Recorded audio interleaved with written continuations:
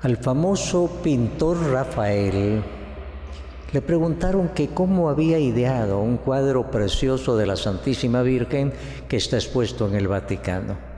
Y él dijo que para pintar ese cuadro se había fijado en los rostros de muchas madres, de muchas mujeres, y después había pintado ese cuadro.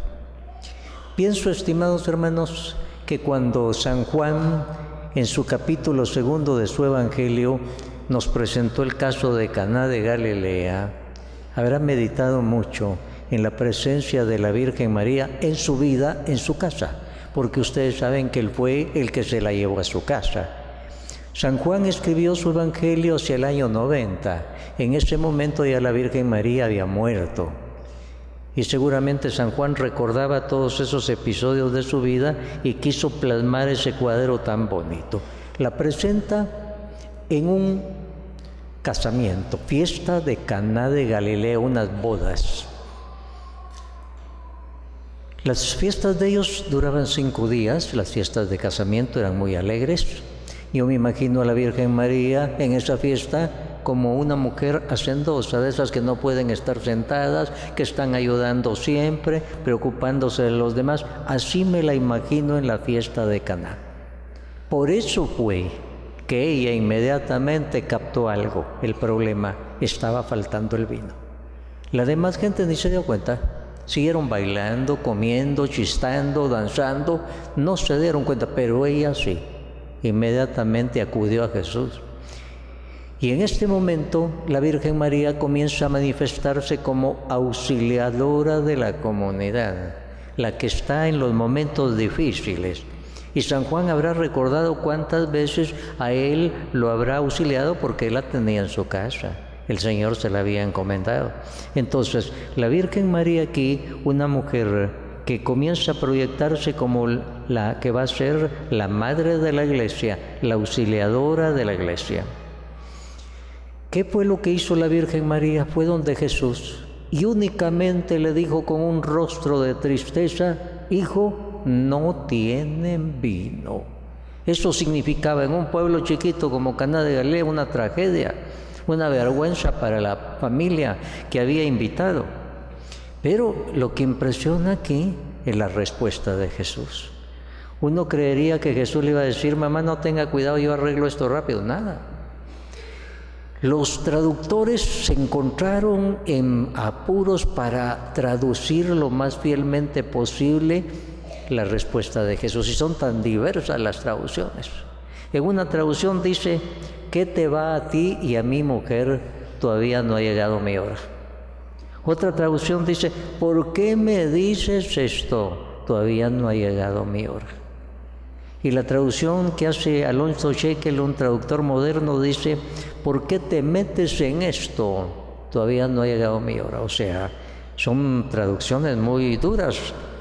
Propiamente le decían: no ha llegado mi hora. Para Jesús su hora era el momento de la muerte y la resurrección, de su glorificación.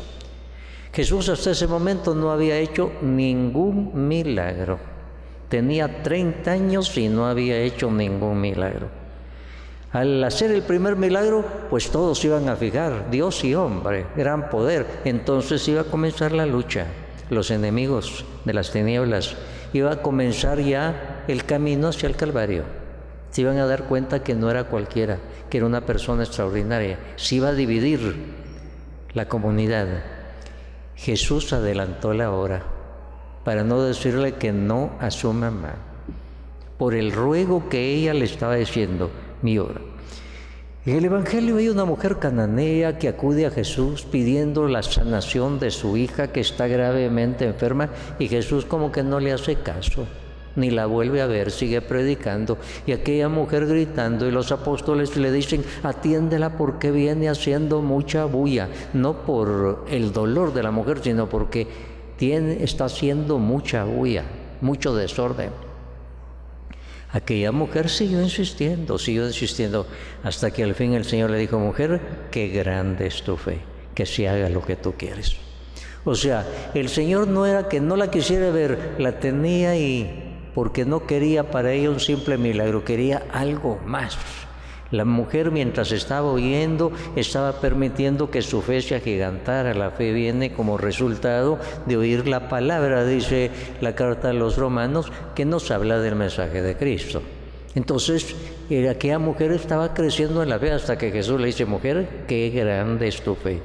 A la Virgen María de entrada le dijo no. Y aquí lo bello es que la Virgen María no se da por vencida. No lo hace en una forma imponente, sino sencillamente les dice a los que están sirviendo: hagan lo que les diga.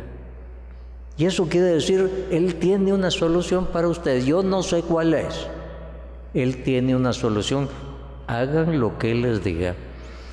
Hermano, la falta de vino aquí significa también problemas, significa angustia, lo que puede pasar en cualquier hogar con respecto a la economía, la enfermedad, las malas relaciones entre esposo, esposa, padres e hijos. Pero para eso ahí está la Virgen Auxiliadora. San Bernardo, que era un gran devoto de la Virgen, decía: jamás se ha oído decir que ninguno de cuantos han acudido a ti haya sido abandonado. Esa era la experiencia que tenía San Bernardo. Ninguno de los que han acudido a ti ha sido abandonado. Y por eso tantos santuarios marianos a lo largo del mundo. No hay nación en donde no haya un santuario dedicado a la Virgen. ¿Por qué? Para recordar lo que ha hecho, para darle gracias. Las paredes están llenas de exvotos, la gente que da testimonio de que la Virgen tiene mucho poder en su oración. Dice la primera carta a Timoteo 2:5: solo hay un mediador entre Dios y los hombres. Nosotros vemos aquí el caso. La Virgen María acude a su Hijo, tiene mucho poder, y Jesús es el gran mediador ante el Padre. Así lo presenta la carta a los Hebreos. Nosotros esto lo vemos muy claro. Ella tiene un poder muy grande. Santiago en su carta dice: la oración fervorosa del justo tiene mucho poder. Justo en la Biblia quiere decir santo. ¿Quién más santo que la Virgen María?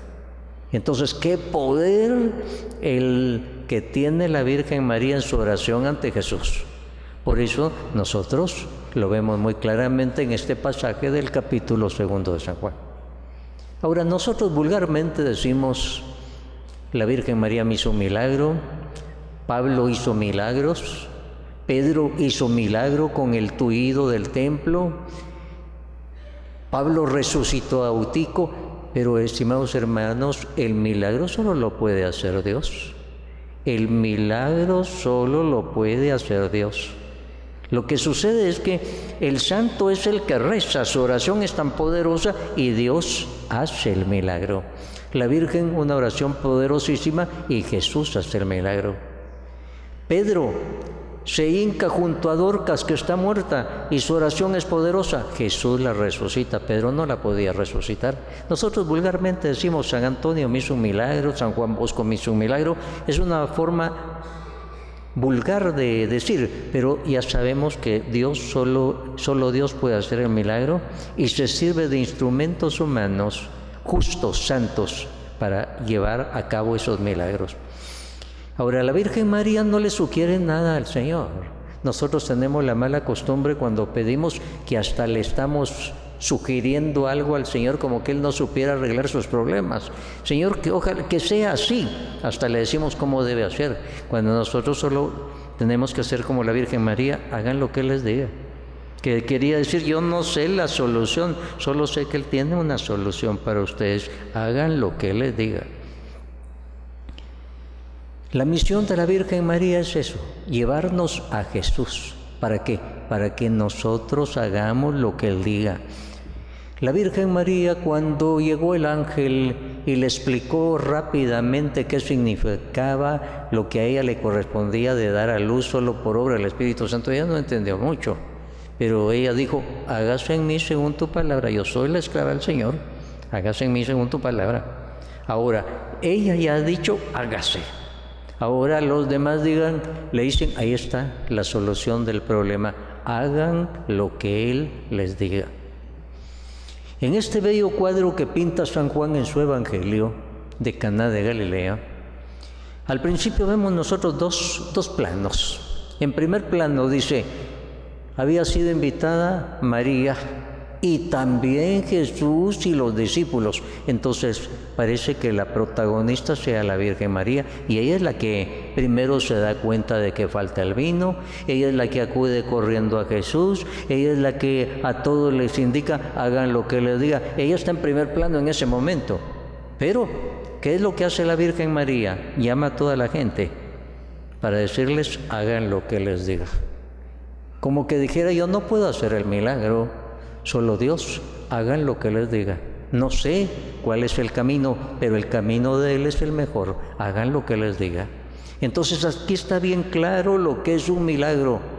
San Antonio me hizo un milagro, quiere decir que yo le recé a San Antonio que me acompañara en la oración, y su oración fue tan poderosa que Jesús me hizo el milagro por medio de San Antonio. Esta es la clave de esto, y aquí está bien claro. En esos dos planos, entonces, primero aparece la Virgen María, parece que ella fuera la protagonista, pero no. Al momentito toda la gente está viendo a Jesús, porque el papel de la Virgen María es señalar a Jesús. Nuestra devoción a la Virgen María debe ser cristocéntrica. Quiere decir que Jesús está en el centro. La Virgen María no es para atraer las miradas hacia ella, sino para señalar a Jesús y decir, hagan lo que Él les diga.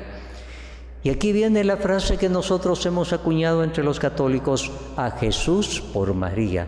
Es decir, la misión de la Virgen María es llevarnos a Jesús. El famoso protestante fundador de una corriente clásica del pentecostalismo clásico entre los protestantes, llamado David du Plessis, cuando la Virgen comenzó a aparecerse en Medjugorje, él dijo, voy a ir a Medjugorje a ver cómo esos católicos solo dicen que María, María, María, y fue a Medjugorje, donde se está apareciendo la Virgen María, y después dio su testimonio. Dice que lo que oyó no era María, María, María, sino Jesús, Jesús, Jesús. Las apariciones de la Virgen María en Medjugorje provocaron grandes conversiones. Uno de los que había estado ahí, el padre Emiliano Tardí, nos contaba que a altas horas de la noche en las calles los sacerdotes estaban confesando, ya no aguantaban de confesar tanta gente en las calles. La gente que quería confesarse, la Virgen María venía para decir, hagan lo que les diga, a provocar esas conversiones. Y entonces este protestante David du Plessis dijo, ya sé, ¿para qué le sirve María a los católicos? Para llevarlos a Jesús. Si eso era lo que decíamos nosotros siempre, a Jesús por María. Y dice aquí también que cuando Jesús hizo su primer milagro, manifestó su gloria, y sus discípulos creyeron en Él. San Juan a los milagros los llama señales, señales de la presencia de Dios, de la manifestación de Dios. Cuando San Juan, Santiago, Pedro, Andrés, Felipe, los primeros que el Señor había llamado, vieron aquello, entonces vieron que se manifestaba la gloria de Jesús y creyeron. Sirvió para que se aumentara su fe. Ellos estaban iniciando apenas, nunca le habían visto un milagro a Jesús, lo habían oído hablar, pero ahora ven aquello, creció su fe. La señal, el milagro nos ayuda para que crezca nuestra fe. Y aquí viene algo curioso. El que organizaba la fiesta le tocaba andar pasando, revisando todo, y de pronto dice, ¿qué se está pasando aquí? Primero se pone el vino mejor, y cuando ya han bebido, entonces se pone el peor. Y ahora pusieron uno mejor, cambiaron las reglas, el protocolo. No sabía que el vino era el vino de Jesús, es un vino mejor y abundantísimo. Había 100 litros de agua convertidos en 100 litros de vino, algo excesivo. Cuando llega Jesús las cosas no son a media, y todos decían, este es el vino mejor. Es que Jesús dijo, yo he venido para que ustedes tengan vida y la tengan en abundancia. Y aquí está, abundancia. Él dijo, si alguno cree en mí, de su interior brotarán ríos de agua viva. Esos ríos de agua viva significan una vida abundante. Donde está Jesús no hay mediocridad espiritual. La mediocridad espiritual abunda mucho en las iglesias, abunda mucho. Los cristianos que se ritualizan, que se mecanizan y que no dan ese paso más. La Virgen María viene para señalarnos a Jesús, para que no nos quedemos en la mediocridad, sino que venga vida abundante también.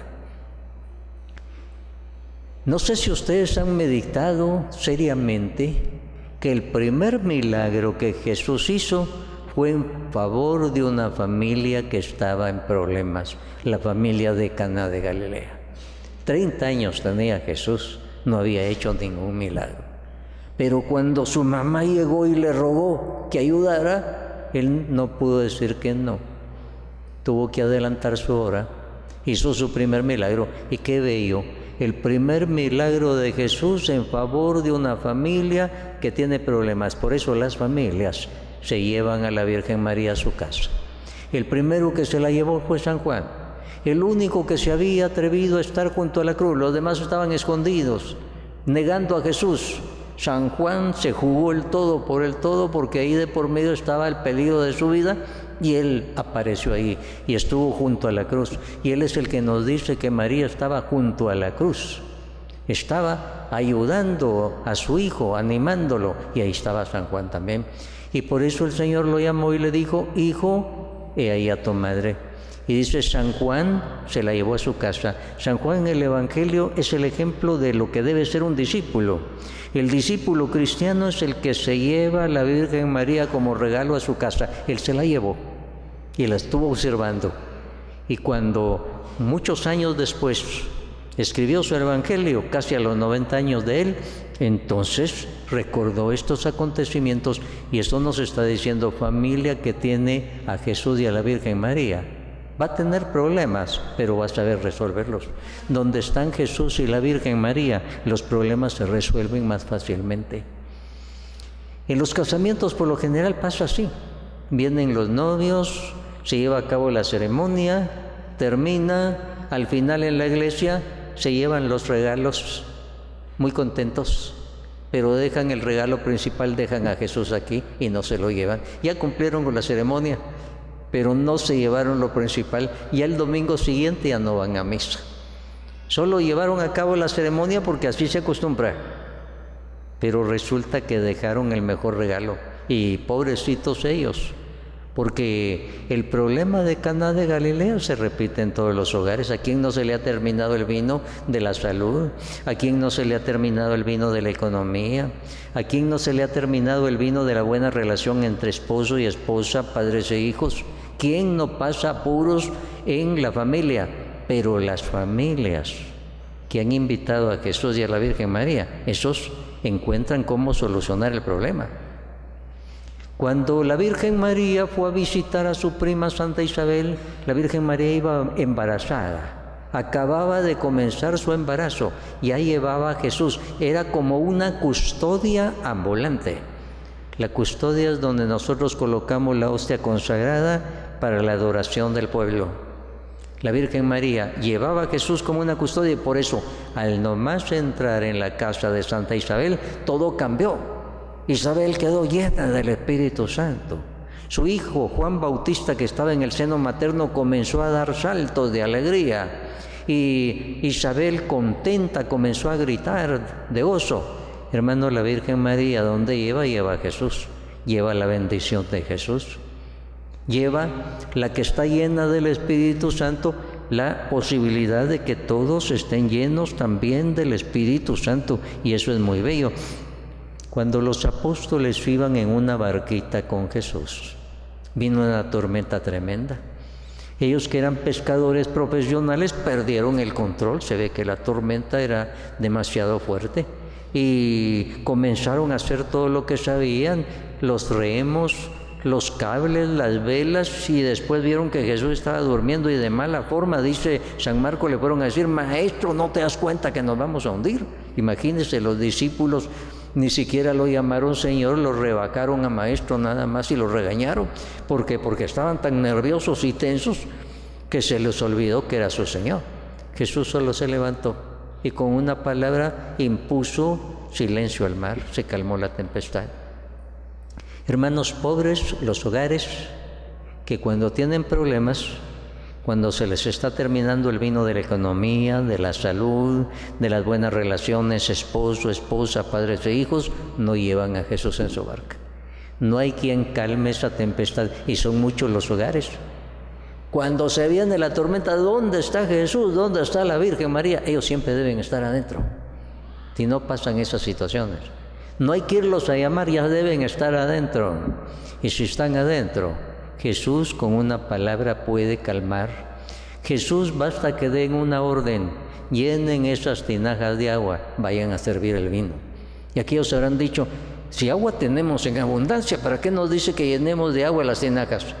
Pero cuando estaban sirviendo, según ellos, el agua, salía vino. Era el milagro de Jesús.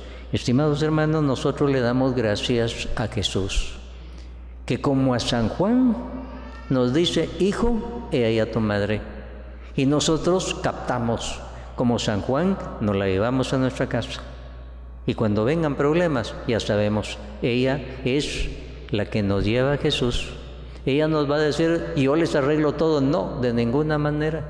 Ella únicamente puede decir: hagan lo que les diga. Él tiene la solución para ustedes. Hagan lo que les diga.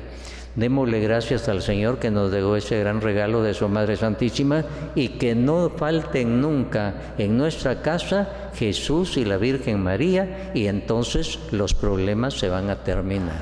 Que así sea para todos nosotros. Amén.